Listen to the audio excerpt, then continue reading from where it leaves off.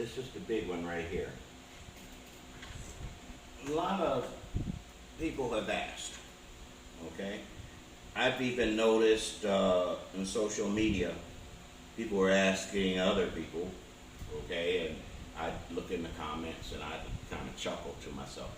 People ask, what is the difference between global white supremacy and systemic racism that they deal with in the U.S., and why do they make a distinction of talking about global white supremacy? I'm going to tell you guys what global white supremacy is, because I always say my battle is with global white supremacy. It's big. It's humongous, okay?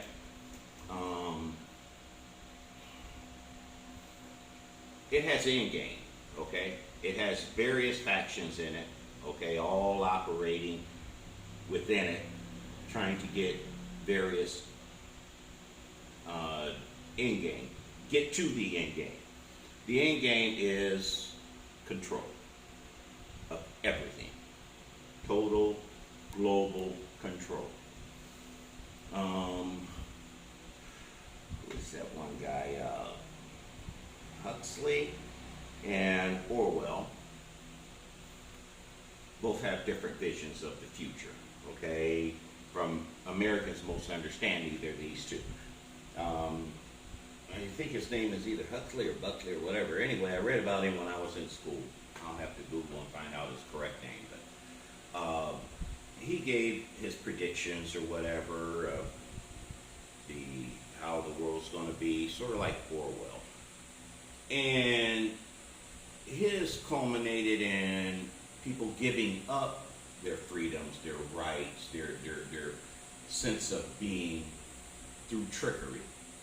And Orwell, in his description of how the end game plays out, is that people are going to be stripped or have it just taken from them forcefully, such as, you hear people say that's so Orwellian because it's government imposed or whatever. But when you look at Huxley's description, it's more like people are just so overwhelmed with technology and the ease of everything that they just don't have to do anything. They can just sit back and just be. And so those are the two different versions, but they all ultimate end game. Global white supremacy, okay? The reason it's white supremacy is because European nations set it up and they enforce it, okay? It is they got together, okay? Divided up the globe with their colonization. Different European countries all had colonies all around the world. The way those colonies worked, they fed Europe, okay? Global white nations, all these white nations. They fed them resources, all their resources. Remember, they started with piracy, okay? Going on the high seas and committing acts of piracy. And they realized that the people they were stealing from were non-warring factions all over the globe. The Africans, the Asians, the indigenous out of the Americas, okay? So they went in to all of those places, killed, destroyed, mutilated, created such a fear in the people, and they ended up governing over those places through colonization. Colonized them. And they set up governors. Now the governors could either be indigenous to that land or they could be European. But either way, they governed those people. Eventually, those people started revolting and they started losing pieces and pieces because they don't have enough humans to actually combat these people, okay? And so when the fear would run off, then those people fought for their own independences, okay? So now we're at a place where that they're using a different type of colonizing. It's through currency, okay? Because before it was through trade. Now it's through currency, global currency. So understand what currency is. Currency is what my grandmother referred to as a promissory note. And she said, you could eat $1 and you can't make a turd. But if you could make somebody think that that dollar is worth more than food, they'll give you food and starve with that dollar. And so this is what has been happening. And these global white nations, okay, mostly European, okay, they have decided to combine their currencies, okay? So you have global bank, okay? First each country had their own banking system and their own currency. Now they're moving more to global banking, and they want a one currency, okay? Now, that currency don't exist, and I'm going to come back to that for a moment for you, okay? But I'm going to tell you how you can best put this into perspective. There's a movie called Ocean's 11. In Ocean's 11, it's about guys that are going to rob a casino. And the lead guy, the mastermind, he tells them, they question him on, okay, you say the casino has all this money, they have a vault, we're going to risk our lives and everything else to get down to this vault. What if we get down to the vault and the money is not there that you say that is there? Because this guy said he knows exactly how much money is in the vault. They said, how do you know? He said, because there's rules to the casino. You're not allowed to have more chips on the floor and payouts on the slot machines than you have money in the vault. So just in case somebody comes in and hits every slot machine and runs all the tables and end up with all the chips, and the casino should still be allowed to cash in, give him currency, the money for all his chips and coins. And sure enough, that's a true rule according to the casino. They have the currency to back up every play that is on that floor, all the plays on that floor. So now there is the operation of the casino. Now, let's make it a bigger casino, the global casino. You have the global casino, which is run by global white supremacist nations. And they have this big world bank, okay? And they have trade on currency. And they have all these governments involved, entangled into their mix. And they go to a country and the leadership of that country, and they will give them currency in exchange for their goods and services. Okay. Only thing is that they're giving them a promissory note that isn't backed by anything. It's just a piece of paper. It used to be a piece of paper. Now it's a blimp on a computer screen.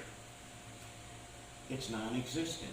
But no one knows that it's non-existent. Those that do know it's non-existent aren't about to yell and scream.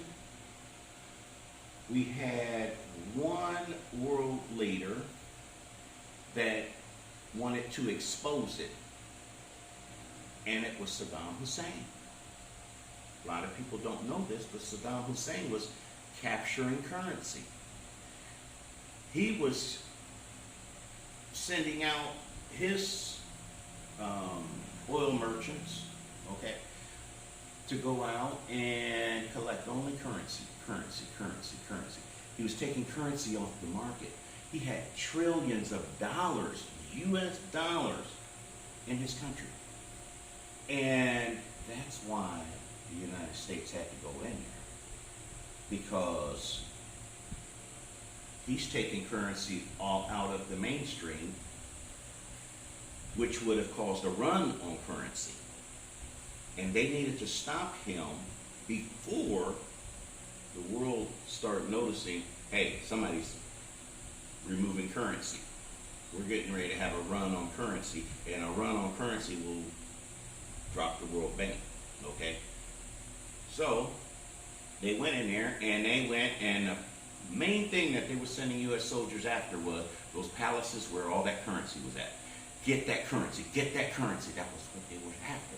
They had museums and stuff like that, and gold and everything. They wanted the currency to get back out on the street, to get back. They didn't care.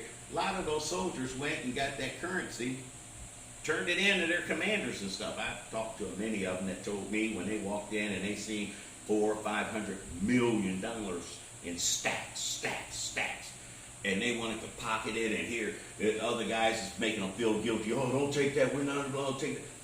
Believe me, those powers that be that started that war didn't give a shit if them dudes had to walk out of their pockets where they could barely even walk with all that currency, because they knew that they were going to put that currency back out on the street. They wanted that currency out in flow. Because if they got currency in flow, then all them trillions that show up in them bank accounts that all these world leaders have, that they've been stealing from their own people, and they got all of them showing up in their bank, they're happy, they're good, okay? Nobody's stressing. So that is why it's important for them to have the currency out there. But now let's talk about the currency that you got in your bank account. I play games on Facebook games, little gambling games, and when I run out of money, I click a little button and pew, all of a sudden I'm a billionaire again. Just like that. Just on the computer screen. Right now, they were deciding whether or not to give American stimulus, and the head of the banks, okay, the Federal Reserve chairman said, well, we don't have a problem with the money. We could just put it out there on the computer screen, okay? We'll give them the money because they know that they could give the people the money. People are going to go out there and they're going to pay, buy, sell, everything. They're not using currency. See, right now, the currency that's out there is out there for show. There's what's called a national debt. The national debt of the United States of America, the United States of America don't have currency to even cover that. But now, let's say that you wanted to expose that, okay? You could tell people, like I'm going to tell you right now, there's 254 cities and major cities in the United States, major cities.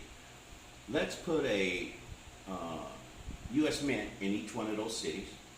Let's run that mint 24 hours a day, 7 days a week, 365 days a year, making each one making $100 notes. In 100 years, they will not have made enough money, currency, to pay the interest on the U.S. debt. So that lets you know right there, there's no currency. There's not enough currency made even to pay off their debts. All right? So the currency don't exist.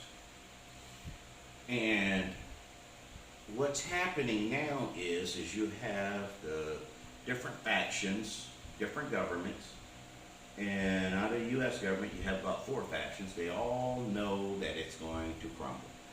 They want alternative currencies because that's what's going to keep global white supremacy afloat. Only thing can keep global white supremacy afloat.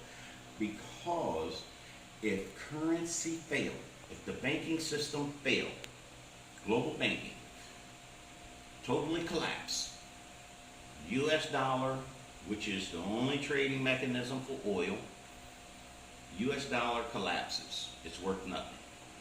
Every country that has hinged on the U.S. dollar, and all do, all of a sudden their currency is worth nothing. Let's take Zambia. Zambia has a lot of resources in it. It's a country in Africa. They have a lot of resources.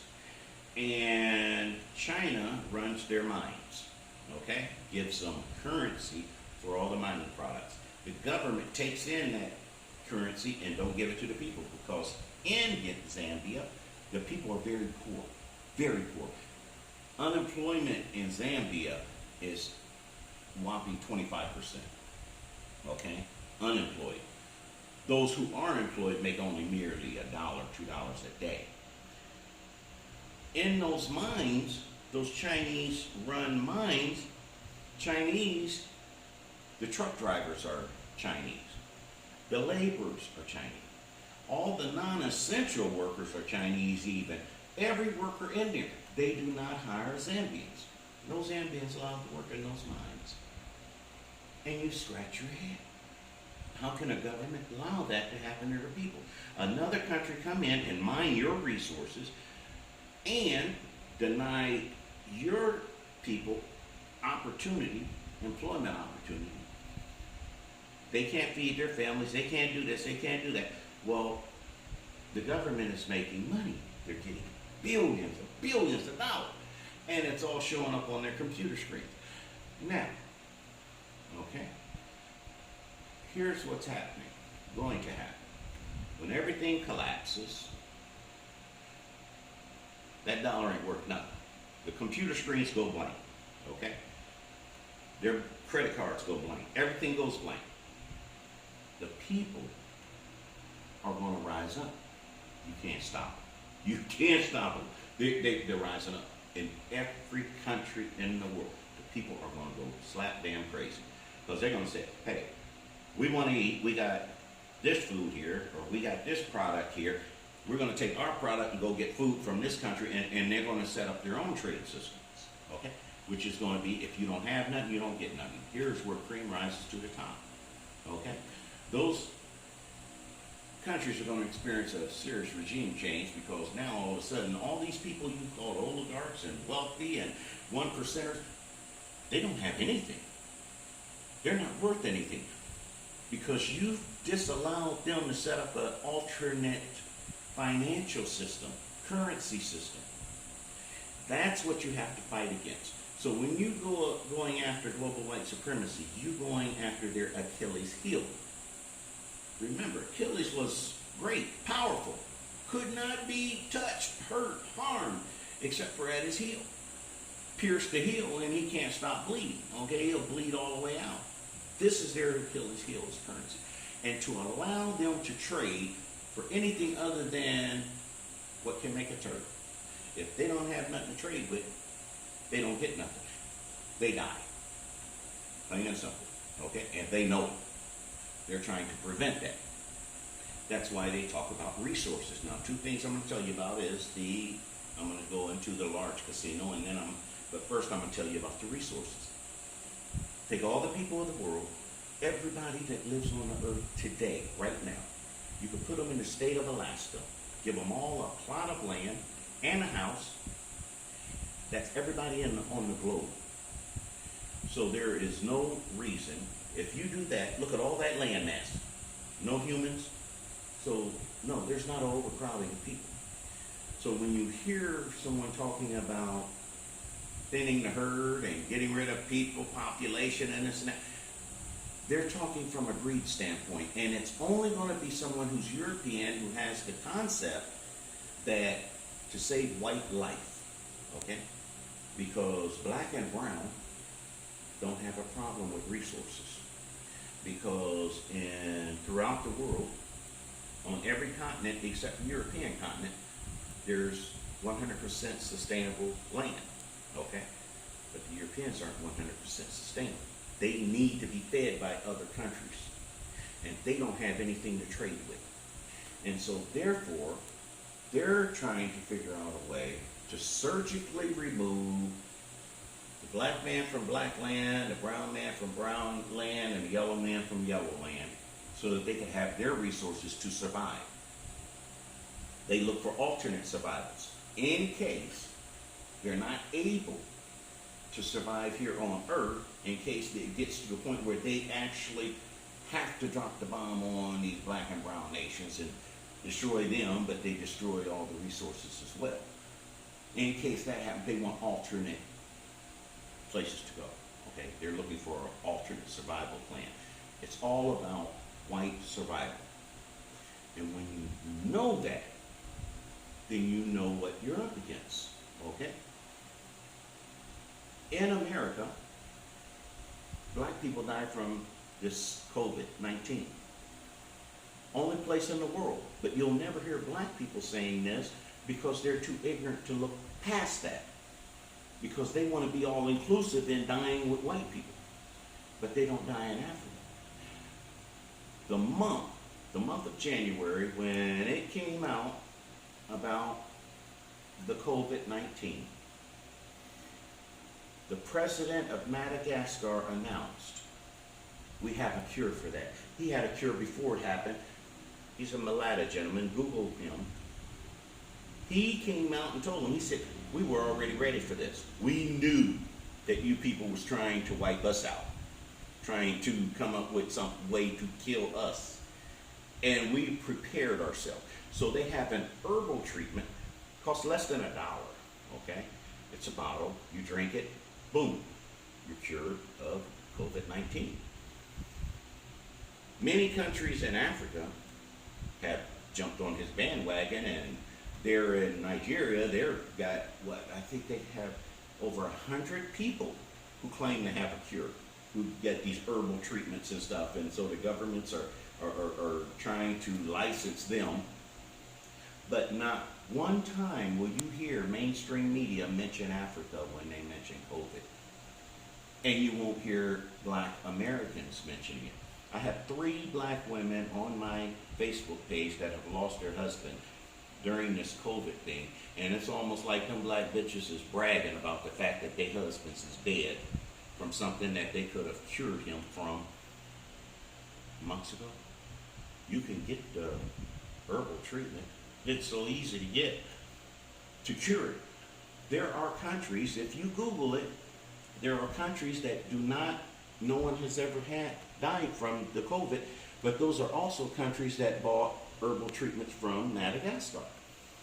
Italy, they were dying, dropping like flies. They called in those Cuban doctors, and they even have a video of it. The Cuban doctors landing and got a rock star welcome. When them Cuban doctors walked off that damn plane, and of course, United States, anybody that's supposed to be their ally is not supposed to have allow the Cuban doctors to come to their countries. Okay, this is what you guys need to be wise to.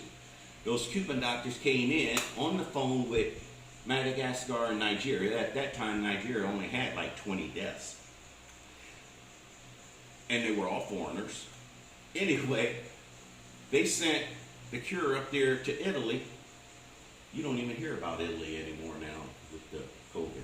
They arrested that, got rid of that quick, fast, and in a hurry. But the other countries, because it benefits them in the control issue of their people, they're letting it linger around and playing after this mask stuff, being masked and all this kind of stuff. They're doing that and talking about vaccinations. Why are you talking about vaccinations when you have a cure on this earth? You have a continent that all you have to do is just look into it, and you'll see all the different countries in that continent that are using herbal treatment, and they don't have people dying from the virus. So now, if black people in America are dying from, they're saying from the virus, then that means they're dying from something else. But blacks in America are too ignorant. They have slave mentality. They're too ignorant to look past why they're dying. Because when it first came out, the first thing even the Chinese said, blacks don't get it. Blacks don't die from it. Okay?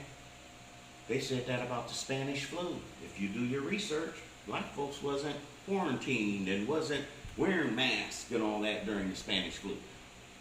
In America, they didn't get it. They didn't die from it. And so when you get it in the U.S., it's been engineered to get it, but still they can't kill you from it. You can survive it. But do they want to? No. Because when they came out and said black folks gonna get it, black folks, all of a sudden, mammy, black bitch mammy, and I say that because nobody calls black women on this, got furious. What the fuck you getting mad about?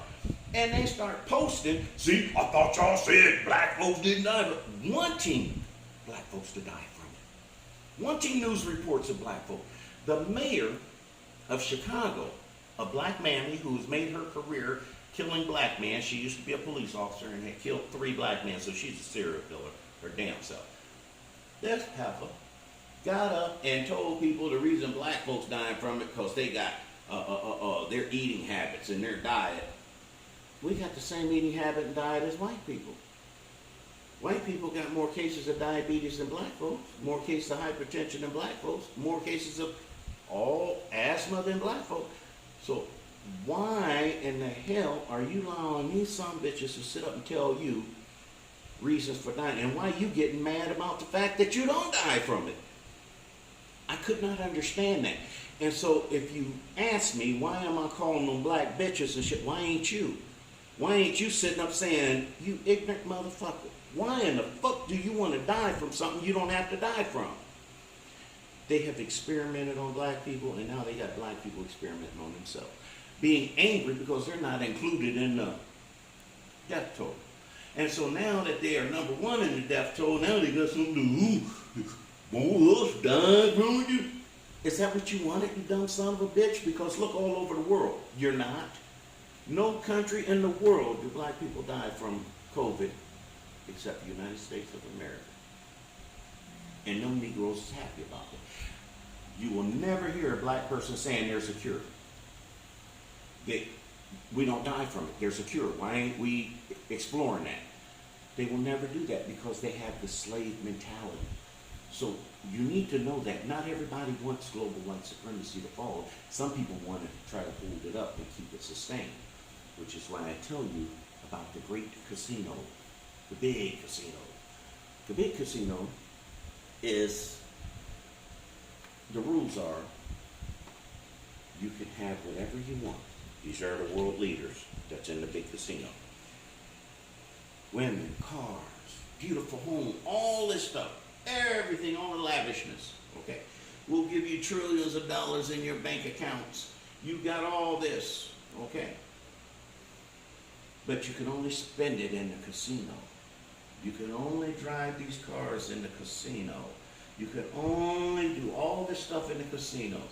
But if you stumble and stub your toe, we get together and we will censure you, kick you out of the casino, put a lockdown on your accounts. You can't use them until you comply with all the rules again and be nice. Okay? Now, they have done this to a lot of countries.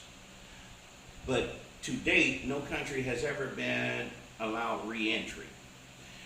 Libya was put on hold. Okay? They collected all their assets. Iraq collected all their assets. Liberia collected all their assets. So many other different countries, and when they do that, they keep it. Okay? So now you cast out of the casino. What happens is, when you comply and now they got to let you back in, all of a sudden they're going to figure out a way to go to war with you. Okay? And so when you do your research, you will find out that Libya had already complied. They're supposed to be brought back in. Nope, we had spent all your money that we collected before. Same with Iraq, same with all these different places. Liberia, the same thing. They got their leader on war crimes up there. This is what happens. So nobody really can leave the casino. Okay? But now you have some that have been wounded. You get wounded and everything stops. And Kuwait is what happened. In 1990, Iraq invaded Kuwait. When they did that, all the oil ministers, okay, jumped on their airplanes and their entourages and they flew to Qatar, Egypt, Saudi Arabia, Bahrain, they went everywhere. They flying, they got the hell up out of there because Saddam Hussein come across the hill, okay? They got out of there.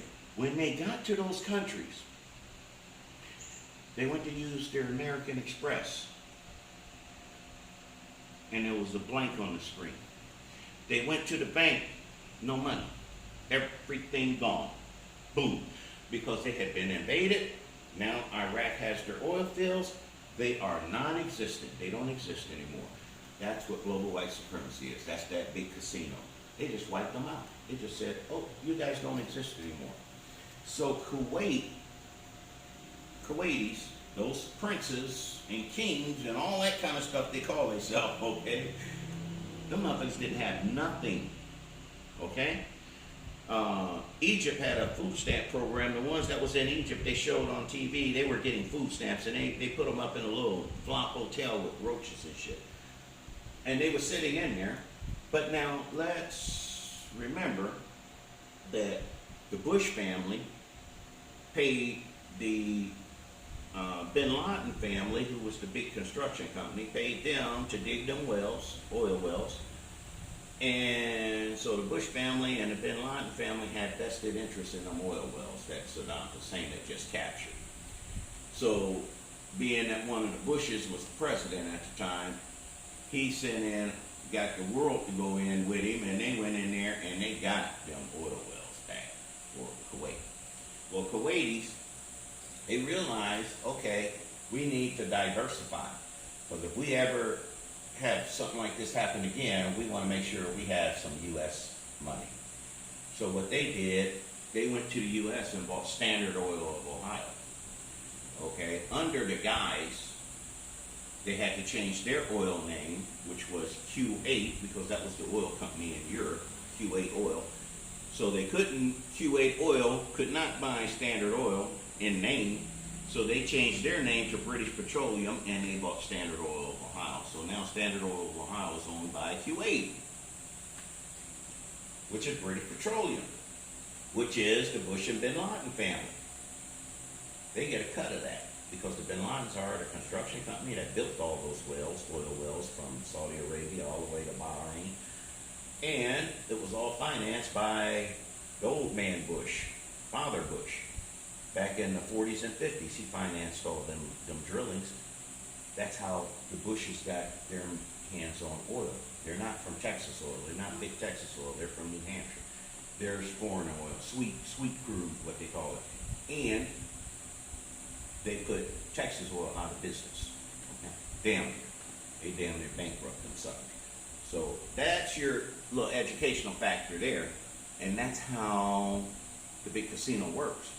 So what's going to happen is that casino is going to collapse, because there's nothing that they can back up that currency. And that's your world bank. And once that collapses, all those world leaders now are going to experience what's called a regime change. Okay? Which means, I always tell people, cream rises to the top. They're nothing. You see how quick those wealthy men, billionaires from Kuwait, went to nothing, worth nothing. When the World Bank collapses, global white supremacy collapses, okay?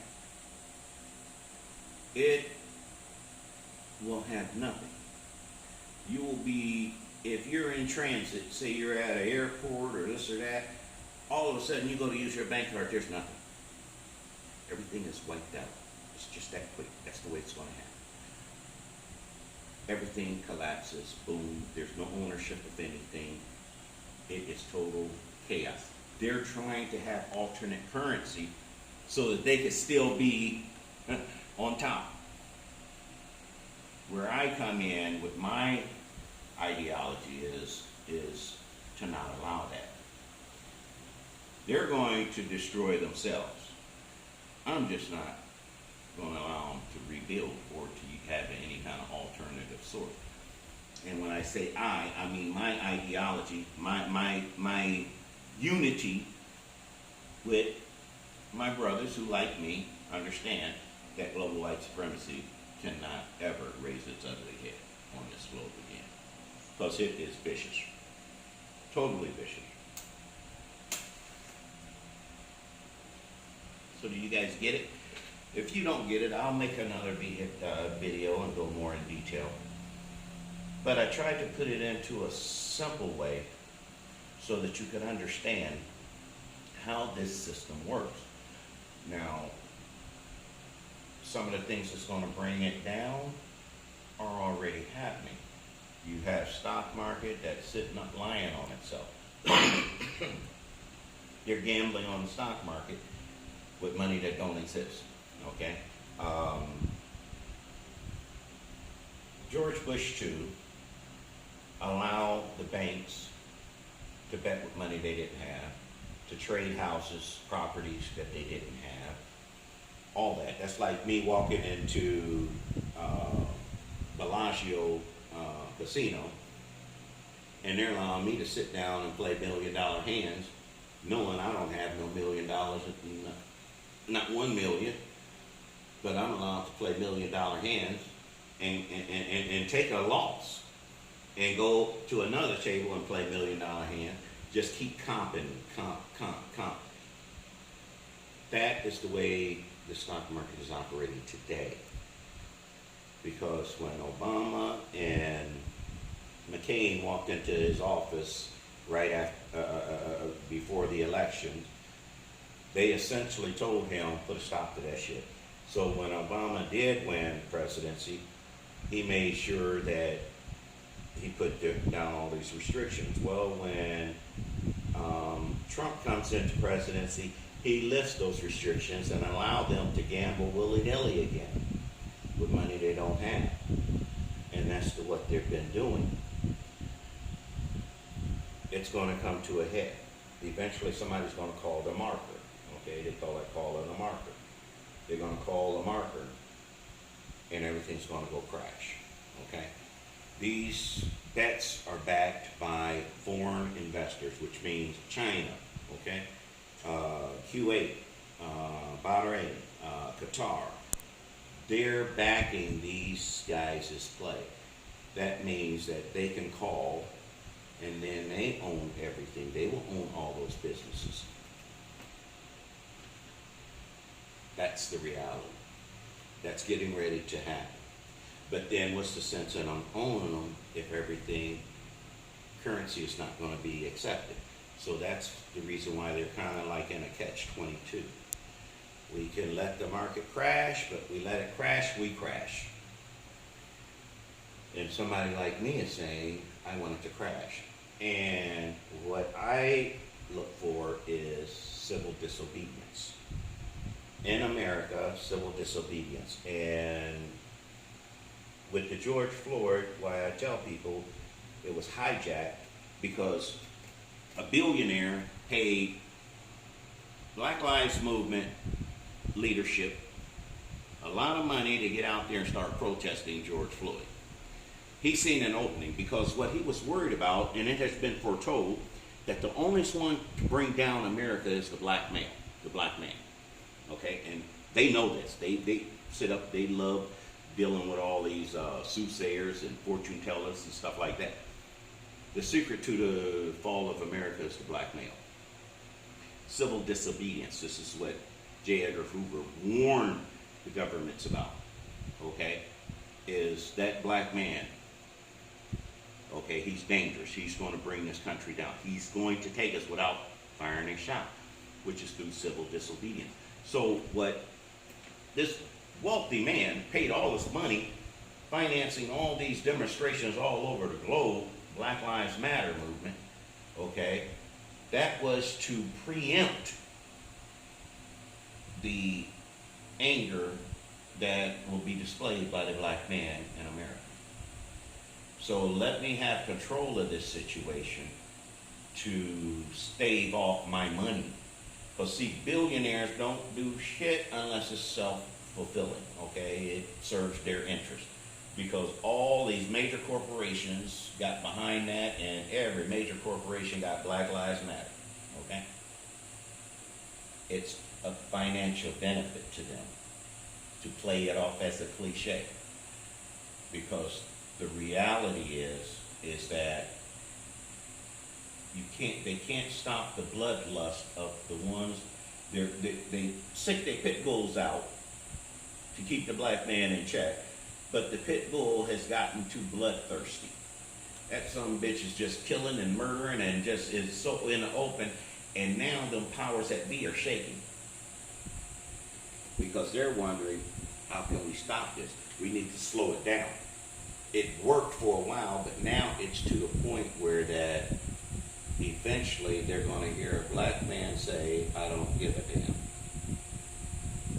And that's what they're afraid of. Because when that black man is to that point, okay, and you guys asked how can a person be brought to that point, you have to go back to I reference a lot of these movies.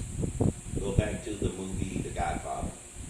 When Tony took his ass down there in Cuba and he gonna spend all that money, he gonna get in on that Cuban prostitution, drugs and all that stuff, and he took that money down there and he's sitting in the car, and that one brother come up out of them mountains, them Cuban mountains, and went down there and got on the steps of the Capitol and those politicians and stood amongst them politicians and blew himself up.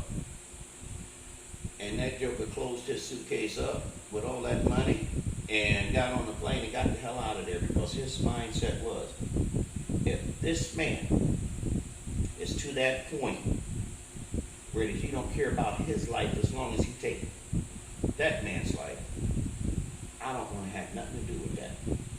Because he's used to fighting people who want to live. Not familiar with fighting somebody that don't have a reason to live, a desire to live, because that's all been stripped of him. And that is where the black man is at in the United States. He's being taken there. People love sitting up talking about them old crazy here, they just drop a bomb on them and blow themselves up. No. That ain't crazy. That's when you don't give a goddamn. Because if I know that white son of a bitch, he's pulling me over to kill me, he's already done pulled out his gun. Am I going to be stupid enough to put my hands up? No, motherfucker, we leaving here together. You want me dead? Show me how much. And that is where the black man is being taken. Now, black mammy, okay, she's been taught fear of death, fear of death, fear of death. She think a black man would be crazy. Yeah, because all you have known is to lay down and give up your soul because you're so afraid of dying. But what's the sense in dying without that soul? You done gave it to somebody. Okay? I ain't giving my soul up. You come after me, we all leaving this damn son of a bitch together. So that is the mentality that we're starting to see with black men. So understand global white supremacy, how big it is, what you're up against. It's not firing a shot, bringing it down. It's exposing it. It's not real. They have nothing. Why is it that I'm in a country where the U.S. dollar is worth 1 and their dollar is 50? So 1 U.S. dollar for 50 of theirs, and they are ones with the resources. U.S. don't have shit. So when you can make sense of that, okay, or understand how it works, you understand global white supremacy. Because global white supremacy is saying, I'm worth more than you are, so give me your resources. Get into that, brother. Start studying that, understanding that, because then that way you know how and who and what you are fighting. Don't worry about trying to educate somebody else, because if they don't get it, they don't want to get it. They're not trying to get it. It's so simply laid out here. All right? So just take it for what it's worth. Anyway, I'm alone in paradise, and I'm out of here.